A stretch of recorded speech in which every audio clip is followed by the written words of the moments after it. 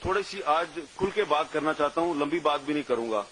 اور اگر کسی کو میرے سے اختلاف ہو تو مجھے معاف فرما دیں، اس لیے کہ میں یہ کشمیر پر سیمیناروں میں تقریریں کر کر کے اب تنگ آ چکا ہوں۔ مجھے کبھی کبھی ایسا لگتا ہے کہ میں جھوٹ بول رہا ہوں اور کشمیریوں کے ساتھ وہ کام کر رہا ہوں، وہ دھوکہ دے رہا ہوں جو بڑے بڑے لوگ کرتے ہیں۔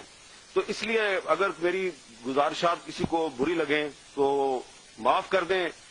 اگر نہیں معاف کرتے تو پھر جو کچھ کرنا کر لیں۔ بات دراصل یہ ہے کہ یہ جو سلسلہ چل رہا ہے خاص طور پہ 5 اگست 2019 کے بعد سے، اس کے بعد جمعے کے جمعے ایک احتجاج کا سلسلہ شروع کیا تھا وزیر اعظم عمران خان نے، اب وہ سلسلہ بھی بند ہو چکا ہے۔ یہاں پر پی ڈی ایم سے بھی شکوہ شکایت کیا گیا ہے۔ تو اگر یہاں پہ وزیر اعظم آزاد کشمیر راجہ فاروق حیدر صاحب موجود ہوتے تو میں زیادہ کھل کر بات کرتا، لیکن اب وہ کیونکہ موجود نہیں ہے تو وہ ایک بہت اعلی سطحی اجلاس تھا جو 5 اگست 2019 سے 3 دن پہلے منعقد ہوا اسلام آباد میں۔ اس اجلاس میں راجہ فاروق حیدر صاحب کو یہ بتا دیا گیا تھا کہ اگلے 2-3 دن میں مقبوضہ جموں کشمیر میں کیا ہونے والا ہے۔ اس میں 370 کی بھی بات ہوئی، اس میں 35A کی بھی بات ہوئی، لیکن راجہ صاحب نے جو بتایا، جو کہا کہ جناب اس کو کاؤنٹر اس طریقے سے کرنا چاہیے، تو ان کی بات نہیں مانے گی۔ تو میری اب گزارش ہے راجہ فاروق حیدر صاحب سے کہ ویسے بھی آپ کی حکومت کی مدت پوری ہونے والی ہے، تو تھوڑی ہمت کریں، آپ اصلی کشمیری بنیں، ذرا قوم کو بتا دیں کہ اس اجلاس میں کون کون موجود تھا، آپ کو کس نے کیا بتایا اور آپ نے کیا جواب دیا، تاکہ پتہ چلے کہ یہ کوئی اچانک نہیں ہوا سب کچھ، یہ پہلے سے ہمیں پتا تھا، ہمارے ارباب اختیار کو پہلے سے پتا تھا کہ مقبوضہ جموں کشمیر میں بھارت کے عزائم کیا ہے، وہاں پہ 370 بھی سسپینڈ ہونے والا ہے، وہاں پہ 35A بھی ختم ہونے والا ہے، اور ان کا منصوبہ کیا ہے۔ اور اس کے بعد جب وہ ہو گیا تو پھر آپ نے دیکھا کہ آپ کی فورن پالیسی جو ہے وہ جس طریقے سے ناکام ہوئی، اس کا ذکر یہاں پہ ہوا ہے۔ اب آ جائیں پی ڈی ایم پہ۔ پی ڈی ایم نے 20 ستمبر 2020 کو ایک اے پی سی کے بعد ایک اعلامیہ جاری کیا۔ اس اعلامیہ میں انہوں نے کشمیر کے ساتھ اظہار یکجہتی تو کیا، لیکن ساتھ ہی ساتھ انہوں نے ایک اور جو کلاس تھی اس میں گلگت بلتستان کے حوالے سے جس طریقے سے انہوں نے بات کی، تو ایسے لگ رہا تھا کہ یہ بھی ایک ڈکٹیٹڈ قسم کا وعدہ جو ہے وہ شامل کر رہے ہیں، کیونکہ آپ کے آئین کا جو آرٹیکل 257 ہے وہ یونائٹڈ نیشنز کی ریزولوشن کی بات کرتا ہے کہ یونائٹڈ نیشن کی ریزولوشن کی روشنی میں مسئلہ کشمیر حل ہونا چاہیے۔ تو ایک طرف تو ہماری حکومت جو ہے وہ مشرف دور سے آؤٹ آف باکس سولوشن تلاش کر رہی ہے، انہوں نے بھی اس کی خلاف ورزی کی۔ دوسری طرف جو پی ڈی ایم کی 2 جماعتوں نے جس طریقے سے الیکشن مہم چلائی گلگت بلتستان کے انتخابات میں کہ ہم گلگت بلتستان کو صوبہ بنائیں گے جی پاکستان کا، آپ بالکل گلگت بلتستان کے آئینی حقوق کی بات کریں، آپ ان کے رائٹس ان کو ضرور دیں، لیکن جس طریقے سے آپ نے وہ کمپین چلائی تو یو این ریزولوشن کی تو دھجیاں بکھیر دی آپ نے بھی،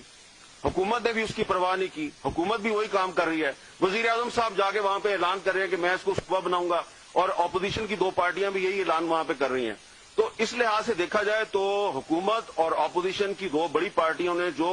یو این ریزولوشن کے ساتھ جو کر دیا ہے وہ وہی کیا ہے جو دشمنوں نے کیا ہے، اور اس پر میں ان کے ساتھ ڈبیٹ کے لیے تیار ہوں۔ اور دونوں نے ایک بیرونی ایجنڈا جو ہے اس کے تحت جو پریشر تھا ان پر، اس پریشر کے تحت انہوں نے سرنڈر کیا۔ اور افسوس کی بات یہ ہے کہ پاکستان پیپلز پارٹی جو ہے یہ تو مسئلہ کشمیر کی پیداوار ہے۔ ذوالفقار علی بھٹو صاحب کا تاشقند ایگریمنٹ پر اختلاف ہوا تھا ایوب خان کے ساتھ، انہوں نے پارٹی اپنی کشمیر کے مسئلے میں بنائی تھی، لیکن وہ بھی بڑے فخر سے کہتے ہیں کہ دیکھو ہم نے تو 2018 کے مینیفیسٹو میں یہ وعدہ کیا تھا کہ ہم اس کو علیحدہ اسٹیٹس دیں گے، صوبے کا درجہ دیں گے۔ تو یہ جو دونوں پارٹیاں ہیں اور حکومت تحریک انصاف، ان کے کشمیر پالیسی میں کوئی فرق نہیں ہے، ان میں سے جو بھی حکومت میں آئے گا وہ کشمیر میں یہی کچھ کرے گا۔ اب سب سے بڑی بات جو ہے وہ یہ ہے کہ اب آ رہا ہے آزاد کشمیر کا الیکشن۔ اب آزاد کشمیر کے الیکشن میں بھی آپ دیکھیں گے تھوڑے دنوں میں کہ ایک طرف تو آپ کو وہاں پہ ایک ہارس ریڈنگ شروع ہونے والی ہے، وہ آپ کو نظر آئے گا، ایک اور تماشا بنے گا کشمیریوں کا، اور پھر کشمیر، آزاد کشمیر کو بھی پاکستان کا صوبہ بنانے کی کوشش اسی الیکشن کے ذریعے شروع ہوگی. اور جب آپ آزاد کشمیر کے بارے میں بھی یہ بات کریں گے تو پھر آپ مجھے بتائیں کہ UN ریزولوشن کدھر جائے گی. ہم سارے یہاں پہ جو اکٹھے ہوئے ہیں، ہم سب کا اتفاق ہے کہ مسئلہ کشمیر اقوام متحدہ کی قراردادوں کی روشنی میں حل ہونا چاہیے. جب آپ جا کے گلگت بلتستان میں یہ وعدہ کرتے ہیں کہ ہم نے اس کو صوبہ بنانا ہے پاکستان کا، اور اب آپ وہاں پہ کام شروع کر دیا آپ نے کہ صوبہ بنانا ہے ہم نے آزاد کشمیر کو پاکستان کا، تو بات تو ختم ہوگی نا. تو آرٹیکل 257 آئین پاکستان، اس کی آپ سب خلاف ورزی کر رہے ہیں. یہ تمام جو بڑے بڑے ہمارے لیڈر ہیں، ارباب اختیار ہیں، جو بڑے فخر سے کہتے ہیں کہ ہم صوبہ بنائیں گے گلگت بلتستان کو، اور اب آزاد کشمیر میں بھی یہ بات شروع ہو گئی ہے. اسی لیے اسپیکر آزاد کشمیر اسمبلی شاہ غلام قادر صاحب جو ہیں، انہوں نے پچھلے دنوں مظفر آباد میں اس کی مذمت کی ہے کہ اگر میری بھی پارٹی نے یہ کام شروع کیا تو میں اس میں اس کا ساتھ نہیں دوں گا. اور اب ایک اور بات، پھڈا سارا یہ ہے کہ ایک نیشنل کنسنسس کی ضرورت ہے. ایک تو میں نے آپ کو بتا دیا کہ آزاد کشمیر کو صوبہ بنائیں، ایک تو اس پہ کنسنسس کروانا ہے. جیسا کہ پہلے ایک میس میں سب کو بلا کے تو گلگت بلتستان پہ بھی کنسنسس ہو گیا تھا، بجائے کہ پارلیمنٹ میں کنسنسس کریں آپ کسی کے میس میں جا کے کنسنسس کر لیتے ہیں. اور اب ایک اور کنسنسس جس کی ضرورت ہے وہ یہ ہے کہ وہ پرویز مشرف کے دور میں جو فارمولہ تھا کہ لائن آف کنٹرول کو مستقل بارڈر بنا کر یہ مسئلہ ہی ختم کر دیا جائے، اب انہوں نے اس پہ کنسنسس کروانا ہے. اس پر پی ڈی ایم کی ایک بہت ہی اہم جماعت کے جو بیک ڈور چینل سے مذاکرات ہیں وہ فی الحال تک ناکام ہیں. اس جماعت نے وہ ماننے سے انکار کیا ہے، اسی لیے